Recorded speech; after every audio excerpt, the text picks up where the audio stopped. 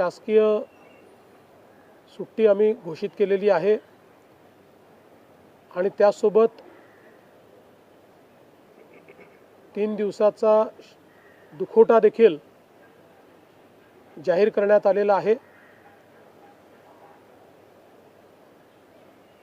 पुढच्या सगळ्या बाबींची कल्पना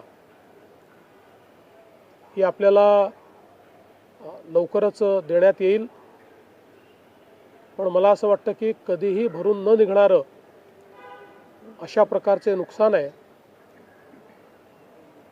महाराष्ट्रातनं असे लोकनेते गेल्यानंतर जी पोकळी तयार होते ती भरून काढणं हे अतिशय कठीण आहे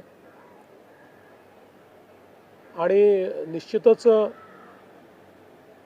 इतक्या सोबत, इतक्या जवळून आणि इतक्या संघर्षाच्या काळात एकत्रित काम केलेलं आहे की त्यातनं खरं तर अशा गोष्टीवर विश्वास ठेवायलाच मन तयार होत नाही।